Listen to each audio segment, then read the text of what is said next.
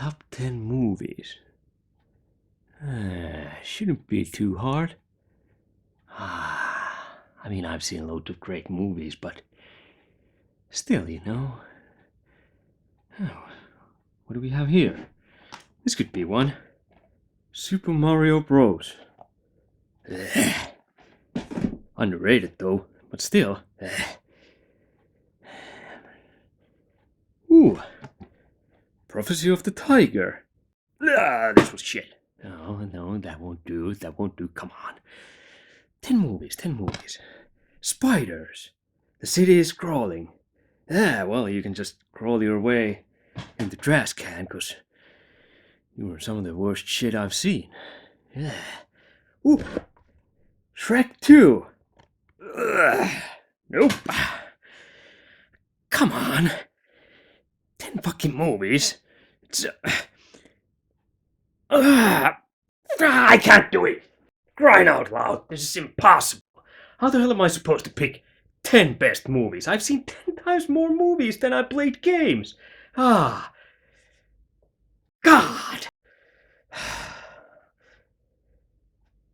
Oh, how you doing with your list there, Gary? You're all done? But we decided to do this list like 2 minutes ago. Give me that list. Maybe I can use it.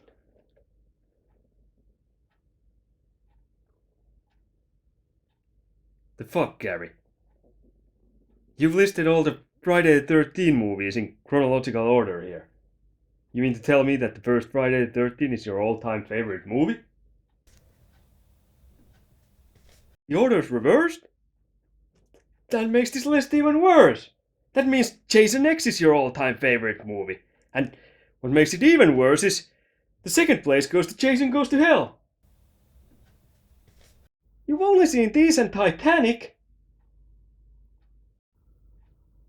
Well, at least I left the worst one out of this list, so it's not that bad then.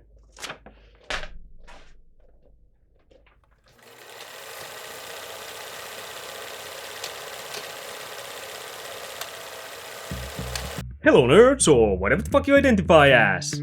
And you know, since I also started making movie related videos on my channel, let's get this question right out of the way, which everyone's thinking. I mean, it's so obvious. Let's take a look at just how big my penis is.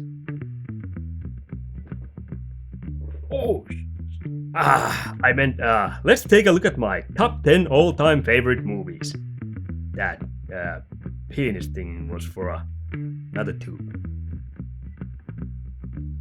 Anyway, number 10.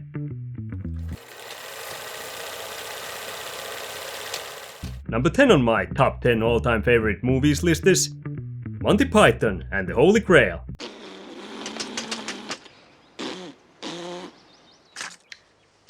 I guess since I live in Finland, I have the Finnish cover here, which says Monty Pythonin hullu maailma, which actually means Monty Python's Crazy World. I don't know why they changed the name here, but that's what it means, so you know. So Monty Python was this comedy group that had a TV show from 1969. 69. All the way to 1974. You did not? Yes, I did. You did not? Yes, I did. Didn't? Yes, I did. Didn't? Yes, I did. No, this isn't an argument.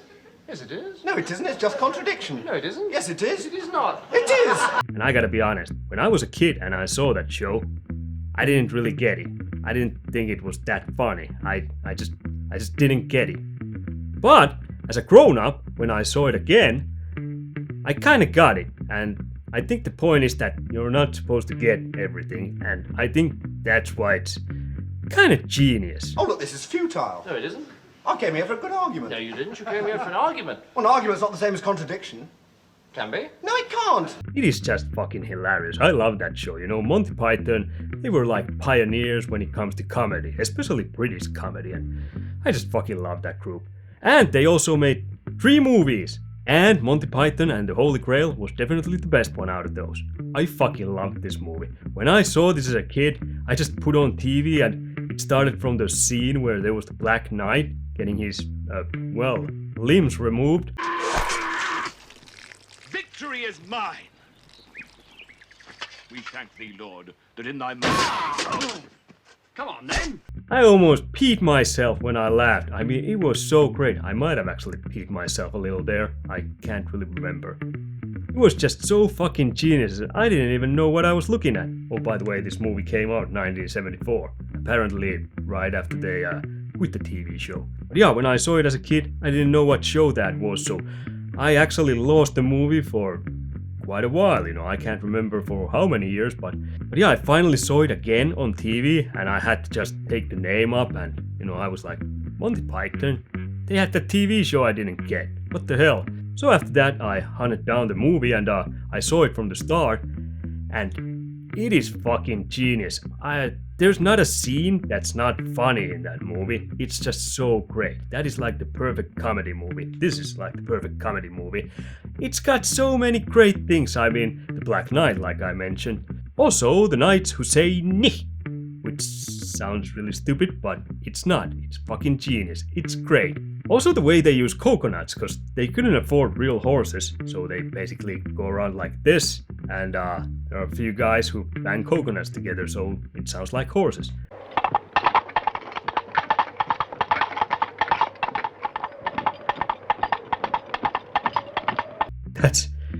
It's just fucking genius. This movie, I fucking love it. Also, this movie features the scariest fucking rabbit ever. Jesus Christ! That rabbit was insane, and I fucking loved it. And to top it all off, this movie has probably the most anticlimactic ending ever. I mean, it's so stupid the way it ends. It's just genius, you know? All I can pretty much say about this movie is it's just pure comedic genius from start to the end, you know? I fucking love this movie, and that's why it's number 10 on my list. Check it out if you haven't seen it. I know it's old, but it still holds up pretty fucking good, and you know, you gotta have kind of weird sense of humor, and it helps if you're into British humor, so you know, keep that in mind, but it's so great. Monty Python, Crazy World, I mean, Holy Grail.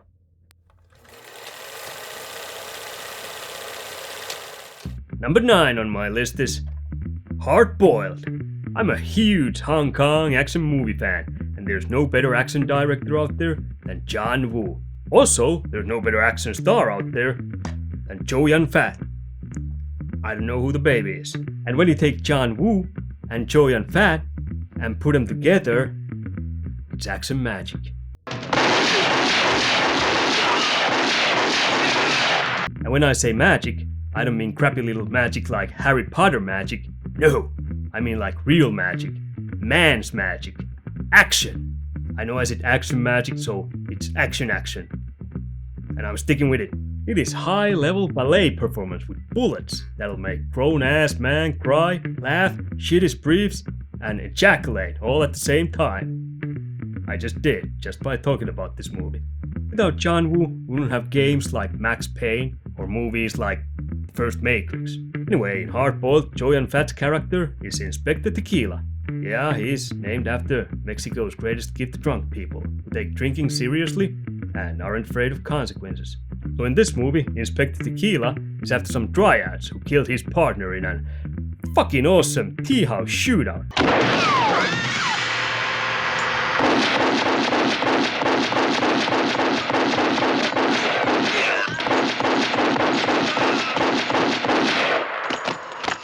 I love that start scene of this movie.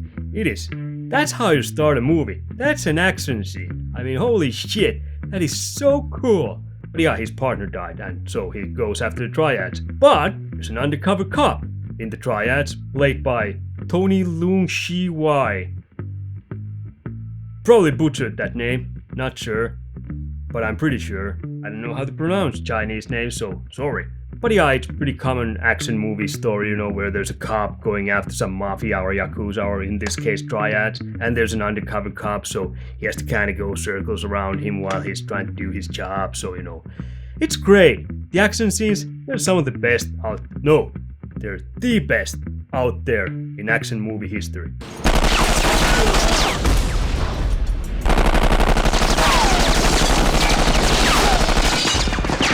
Yeah, I said it. What are you gonna do? And And really, those action scenes are why you watch John Woo, Joy and Fat movies. I mean, it's so great. The story is okay too, you know. It's good, and it's told well. For, you know, action movie that came out 1992, it's pretty good story. But as good as that story is, it's all about the action in John Woo movies. And let me tell you, that ending shootout in that hospital.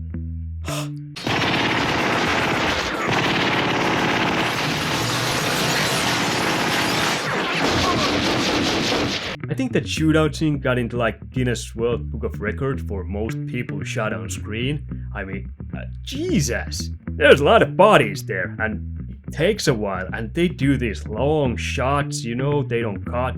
It is awesome, you know. That's how you make action. I mean, holy shit, I fucking love that scene. It is great. I thought about if I should pick this one over The Killer, which is also Joy and Fat and John Woo. And I feel like The Killer maybe has a little better story, but this one definitely has the better action, so I just went with this one, because action is these two guys, you know, kind of, calling cards, so that's why I went with Hardboiled over The Killer. Anyway, this is probably the best pure action movie out there. That is why it's number 9 on my top 10 all-time favorite movies list, so you know. Number 8 on my list is Django, the original.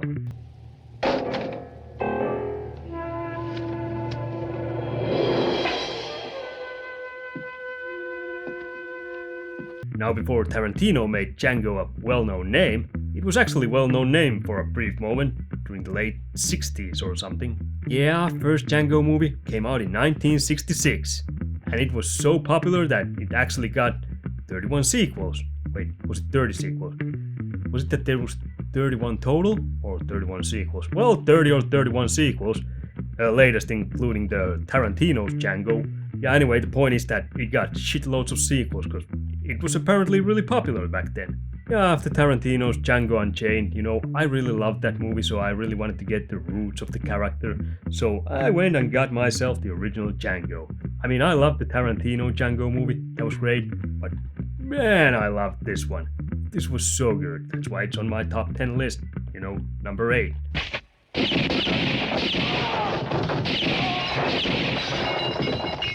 Anyway, Django is a spaghetti western, where the main character is called Django. And at the beginning of the movie, he arrives at a town, dragging a coffin behind him. And when I say drag, I mean he's not on a horse. He pretty much is shown through the, start credits, dragging that coffin through a fucking desert all the way to the town. I mean, holy shit.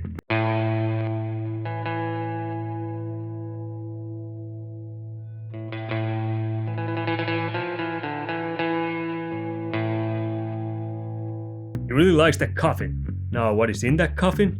Well, I'm not gonna spoil that here, but when he opens up that coffin, shit hits the fan. And fast.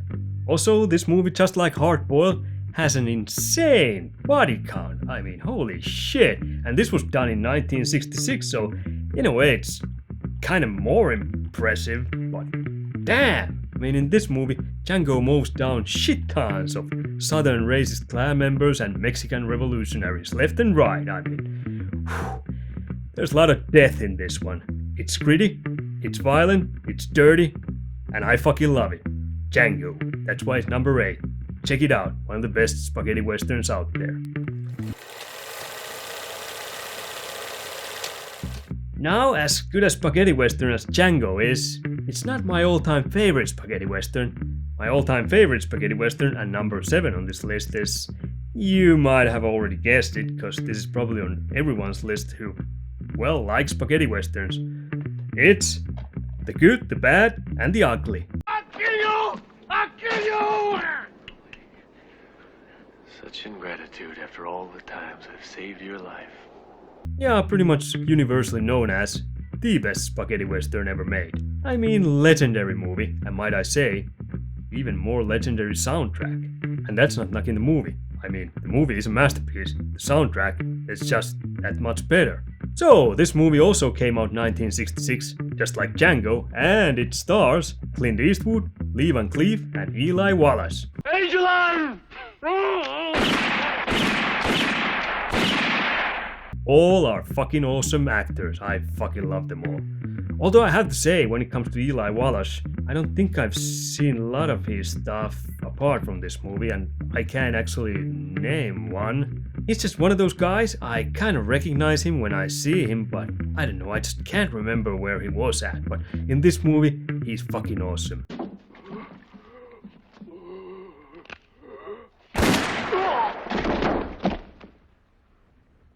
When you have to shoot, shoot, don't talk. And, you know, Clint Eastwood, of course, he's a fucking legend. And Lee Van Cleef, he's such an underrated. He always was underrated, in my opinion, you know.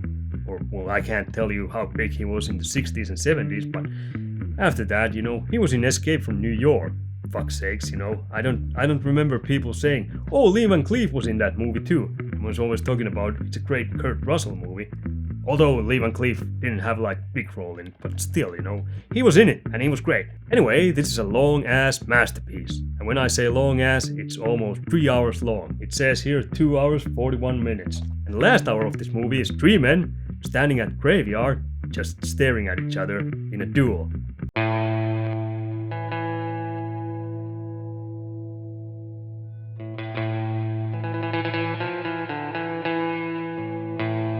Okay, it's not hour long, but it is a long scene. You know, those three guys just standing there and staring at each other. But it is so good, it really builds up, you know, the excitement, you know, the tension to the last duel, you know. It's so perfect. The whole movie, the, you know, whole 3 hours, 40 minutes, it's just great build up to that last confrontation between the three guys. And one of the main things that makes the last duel so great is also the music, like I said. This one's soundtrack is a masterpiece. The music to this movie was made by Ennio Morricone, or Ennio Morricone, I don't know how you pronounce it in English, I'm not really sure. It's an Italian name, I think it's like Morricone or something, I'm probably butchering his name, but fucking fantastic composer when it comes to, you know, soundtracks for movies. One of the best, if not the best. Anyway, legendary movie, and it's probably on most of people's list when they talk about great movies, so you know, fucking... Let's move on! Next up is number 6, and that is the Goodfellas. What do you want, fucko? You want some? Huh? Hey! What are you doing? And yeah, I know it's the Finnish cover. It says Mafiaveljet, which actually means Mafia Brothers or Ma Bros or something like that. But trust me, if you're gonna, you know, translate Goodfellas straight to Finnish, it doesn't make any fucking sense, so, you know. This was actually, you know, good switch done by the name, you know, not put, you know, straight translation in this case, so, you know. Just gonna have to trust me. But yeah, definitely my all-time favorite Mafia movie. Some people say Godfather is the best. Some people say Scarface is the best, but I say Goodfellas is the best. I thought you've been doing this all fucking night to me, you motherfucker. You want a drink now? Okay, I'll bring it for you. Yeah, well, give me a fucking drink. Move it, you little prick. To be honest, I've actually never seen Godfather all the way through. I'm sorry, but I've tried a few times, and that shit just puts me to sleep every fucking time. I've given it like 3 or 4 tries, but I can't do it. I fell asleep every fucking time. Anyway, Goodfellas. It tells the story of Henry Hill, and it's based on a true story. Yeah, this movie is pretty much Henry Hill's life in the mafia ranks, you know, between 1955 all the way to 1980s, and how drugs got involved in the mafia life, and in the end Henry Hill had to become a snitch to save his own ass from prison. Now, I especially love the first half of this movie. It is fucking great. I mean, if mafia life was like the first half of this movie, I'd be in the fucking mob myself right now. I don't give a shit. I'd be fucking Goodfella myself. If they take me. For us, to live any other way was nuts. To us, those goody-good people who worked shitty jobs for bum paychecks and took the subway to work every day, worried about their bills, were dead. I mean, they were suckers. They had no balls. This movie not only has some fucking awesome and interesting storytelling, but it has fucking all-star cast. I mean, these are some of the best actors ever in their prime. And when I say in their prime, I'm mostly looking at you, De Niro. I mean, what the fuck was War with Grandpa all about? He's got butterfingers. See? Butter. come on.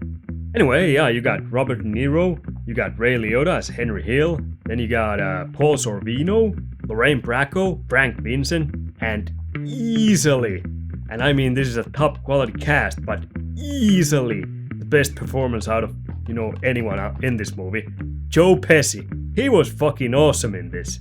You know how you tell a story? What? No, I don't know. You said it. How do I know? You said I'm funny. How the fuck am I funny? What the fuck is so funny about me? Tell me. Tell me what's funny. I mean, his fucking character in this movie, he was so hot-headed. He was just perfect, you know, perfect casting, putting Pesci in that role. Holy shit! All I can tell you is watch this fucking movie. It's a masterpiece.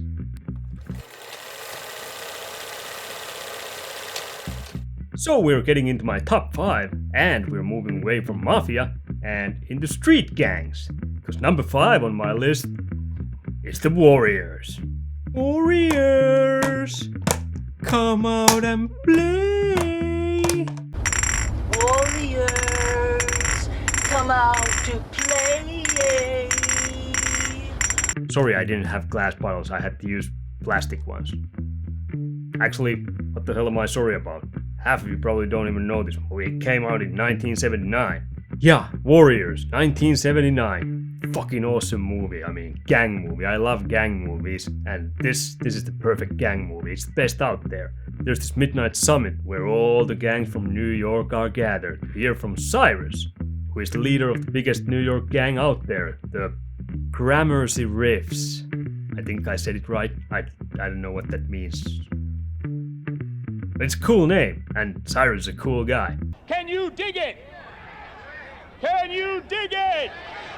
Can you dig it? Anyway, so he's trying to unite all the gangs by giving them math problems. Basically, he's saying that there are a lot more gang members in the city than cops, you know, if they join together. But turns out that some gang members don't like math problems. Probably why they're in the gang in the first place. When cops bust into the summit, Luther, who is the leader of the Rogues, shoots Cyrus, and he, you know, puts the blame on the Warriors. So begins one long and dangerous journey home when the Warriors are trying to get back to their home turf, Coney Island, while every gang in the city is on their tail. I want all the warriors. I want them alive if possible, if not wasted. But I want them. I just always fucking loved this movie. I mean, the setting, you know, it takes place during one night in New York. So, you know, all the gangs, there are lots of different kinds and you can really tell them apart. You know, my favorite is the ones who are, you know, dressed as baseball players and they got their face painted and they got baseball bats. That is just so fucking awesome. I love that gang.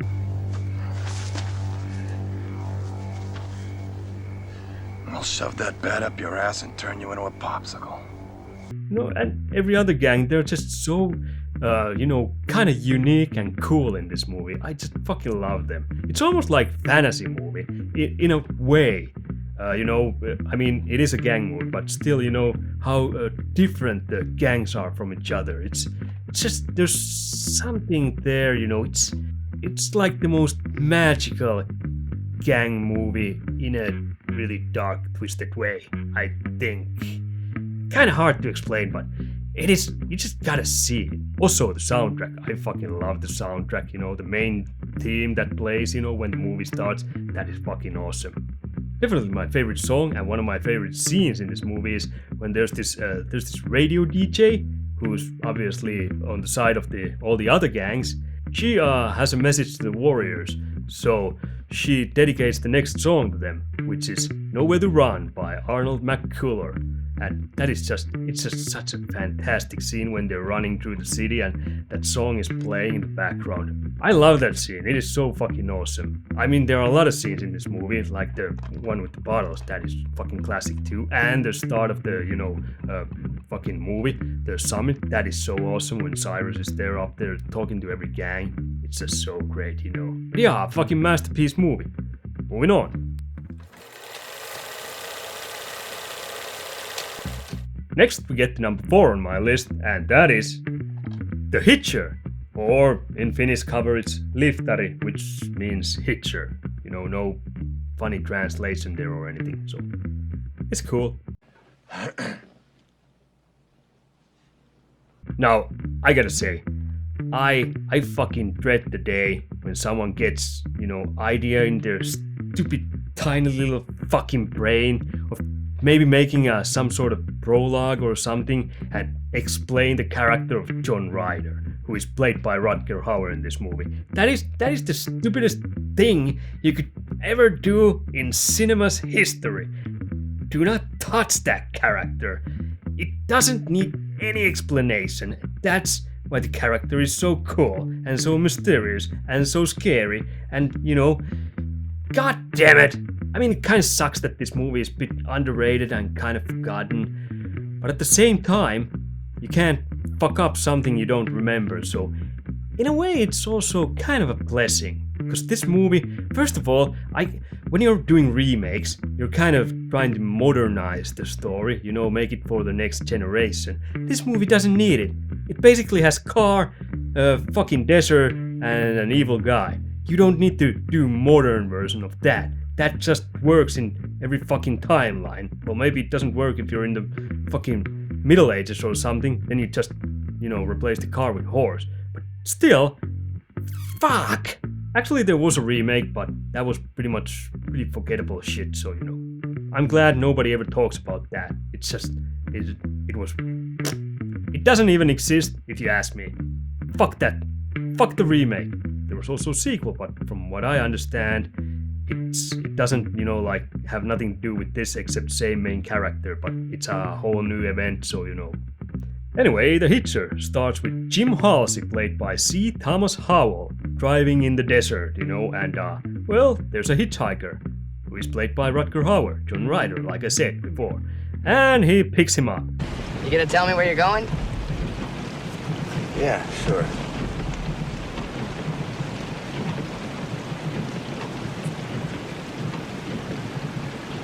You know, first, John Ryder seems like a cool guy, you know, he's talking this and that, you know, it's all good.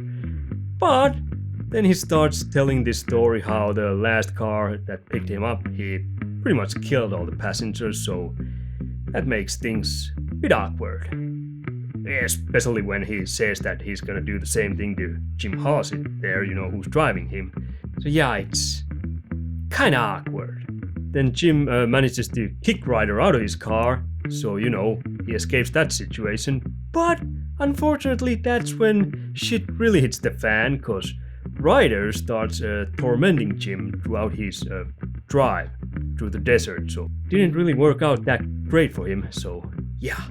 But yeah, seriously, what makes this movie so fucking good is Rutger Hauer and how he portrays the, well, John Ryder character here. He's just so good. He's perfect playing the villain in movies. I mean, he's got this weird charisma, just something about him that's kind of naturally evil. You know, he kind of oozes evil, you know. When you see him and he really wants to portray an evil person, well, I'd be fucking running.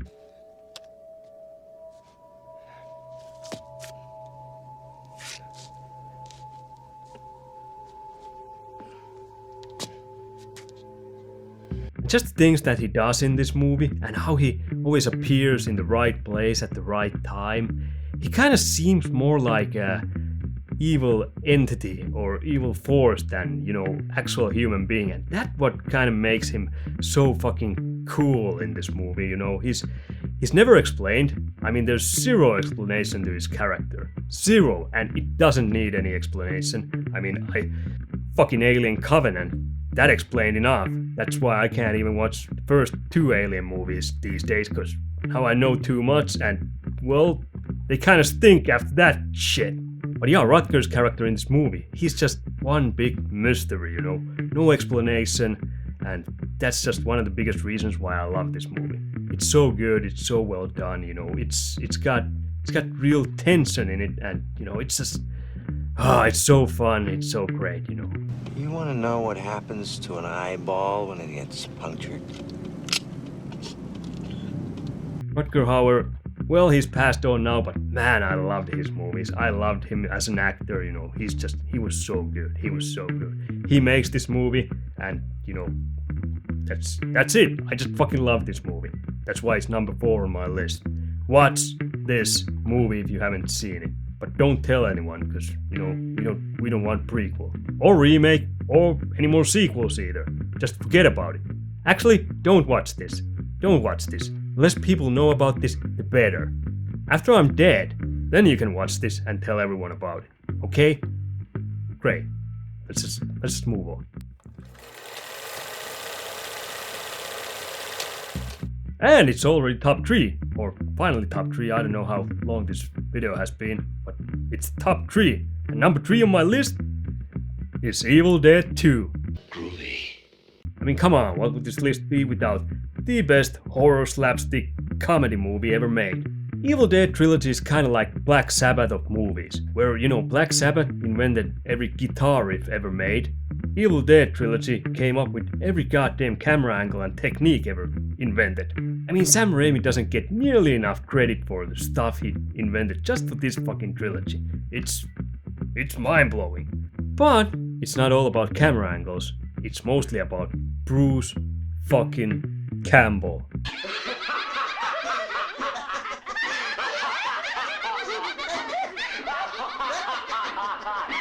I mean, sure, the Deadites and the gore, that's fucking awesome. But let's be honest here, without Bruce Campbell, this movie franchise would have never risen to the heights it has risen to. So Bruce Campbell plays Ash Williams, who goes up to a cabin with his girlfriend to get it on.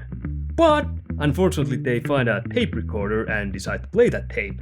And in the tape, there's Professor Noby, who's reading a passage from Book of the Dead, Necronomicon Ex Mortis. And that of course summons a Kandarian demon on the scene, which possesses Linda, who is Bruce's girlfriend. Even now we have your darling Linda's soul. She suffers in torment. You're going down. So Bruce ends up decapitating her, because, well, the demon isn't exactly friendly kind. And, well, demons rarely are. But here the demon was really shitty. And that's pretty much just the start of this movie. I mean, the whole movie takes place in that one cabin, and there are, you know, some hikers who also get in the cabin, you know, more body count or something like that. And, you know, it's just so great. I've seen this movie probably over 100 times, and it never gets boring. It's always as fucking entertaining as the first time I saw it. It's so great. You know, I've always said, if Bruce Campbell played every role in every movie ever made, there would be 0 bad movies. And this one's fucking awesome, and it's a masterpiece, and, you know, camera angles and shit. So, if you haven't seen it for some reason, check it out.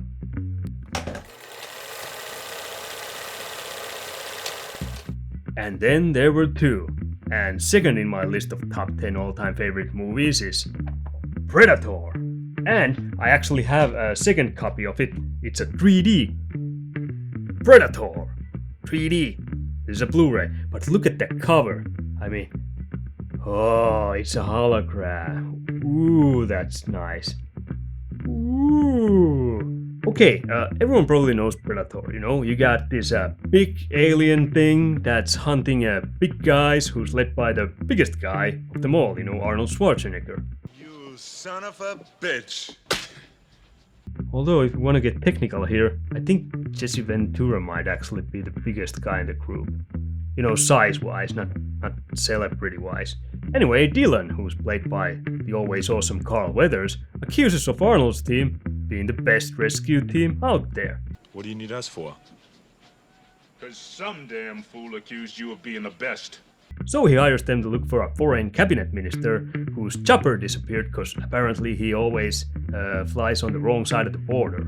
This cabinet minister, does he always travel on the wrong side of the border? And Arnold says yes, and they all fly to jungle while listening to Long Tall Sally by Little Richard in their chopper, while accidentally making the coolest fucking chopper flying scene ever made in movies. And when they get to the jungle, they also do world's coolest jungle camp raid. Get that motor!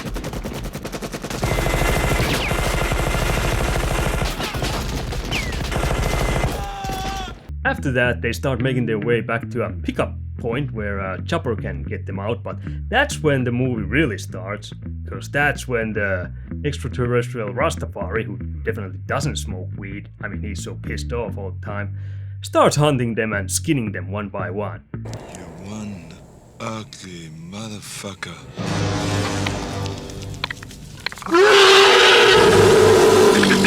But yeah, I've seen this movie easily over 100 times, maybe over 200 times or something like that, I don't know, but it's always just so fucking entertaining. This movie, it never fails. It's always great, it's always perfect, it's always masterpiece. It's kind of weird one out of my list, because this is the most mainstream action movie in my list, so you know, I don't know, it just kind of jumps out from this list, but yeah, it is. Can't deny it's just so great. It's got tension, it's got, you know, awesome one-liners, one of the best. I mean, come on. If it bleeds, we can kill it. Stick around.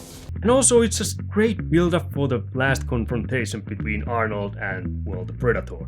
That is just done so great, because the whole group of guys that's in this, I mean, they might first glimpse seem like these dumb fucking muscle guys that you see in every movie, but in this movie, I think they just did a better job with building them as characters. And although they're, you know, bit over the top, they're not, you know, like something annoying like in fucking, I don't know, Fast and Furious series. I mean, god damn it, those people fucking suck. I'm sorry, I just fucking hate that series. But yeah, in this one, they're just so good, you know, they feel like actual people and persons.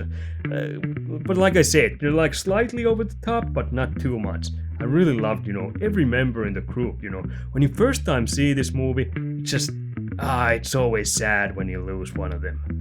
To be honest, I wish Jesse Ventura's character would have been a little longer in this movie. I mean, he was so great with that fucking minigun. It was so good. But probably my favorite people from the group were Bill Duke, who plays Mac. I'm gonna have me some fun. I'm gonna have me some fun. I'm gonna have me some fun. He just went fucking insane, and after Predator, and he gets a gruesome end, but man, he was just so fun character, you know. He went, and the other one was Billy, played by Sonny Landham, I mean.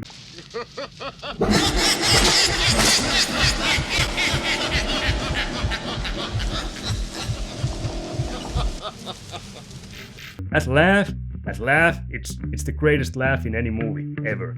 It's so great. I can't do the laugh, but fucking Predator. That's number 2 on my list. It's fucking awesome.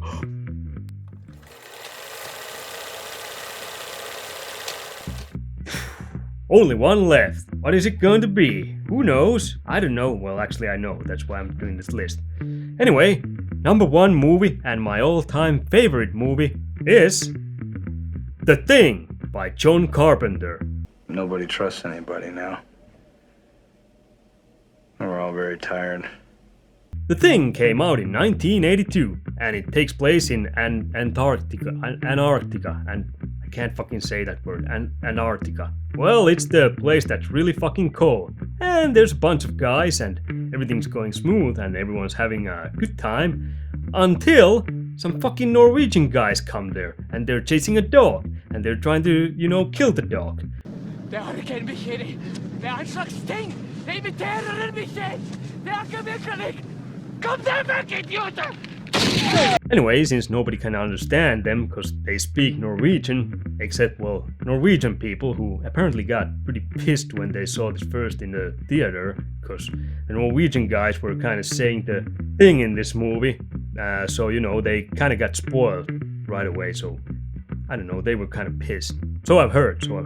Anyway, like I said, nobody can understand Norwegian, so they end up shooting the Norwegian guy, because, well, he was shooting at them because he was missing the dog a lot. Kind of crappy shooter. So they save the dog, but they don't know that that dog isn't actually a dog. That dog is a thing, and that thing isn't a dog. It just looks like dog. It's a thing that can look like dog.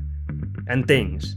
And when the dog thing gets loose, well, things go sour. The thing in this movie is that the thing can mimic all kinds of organic things, so nobody really knows who's the thing and who is who. So, you know, they're trying to find out who is the thing and what is the thing. So, you know, that's kind of the thing in this movie, you know.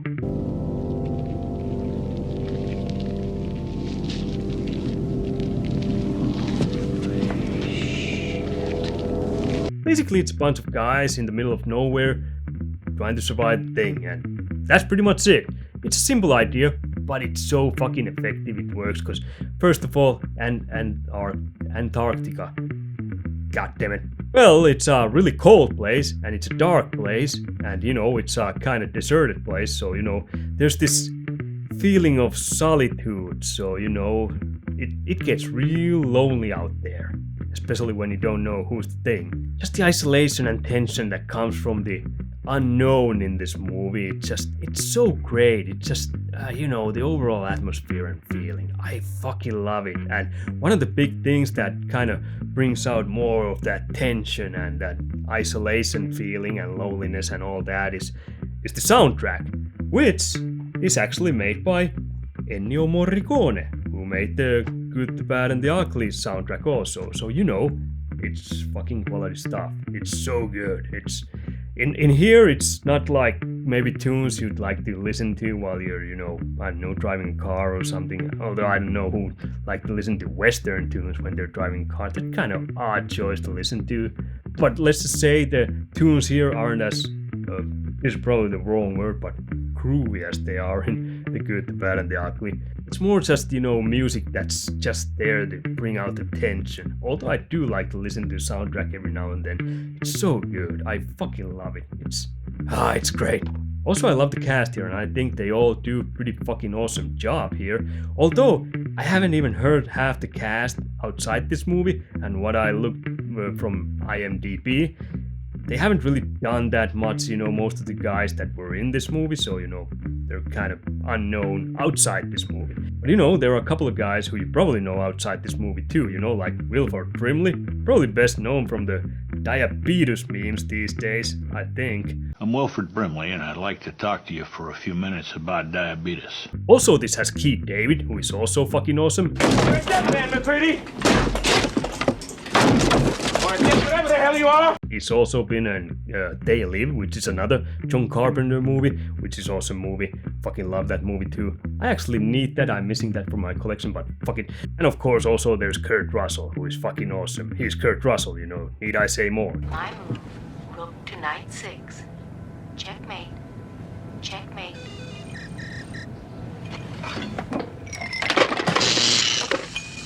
Cheating bitch. Django and Cass, Escape from New York, Big Trouble in Little Chinatown. I love Kurt Russell, one of my favorite actors of all time. But on top of the setting, the soundtrack, and the awesome cast, I think the real star in this movie are the fucking special effects. Not that CGI bullshit. This has probably the best practical effects ever made. If not the best, then it's still up there though. It's so good. That fucking severed head that has spider legs. That gave me fucking nightmares as a kid. Jesus. But it's so good.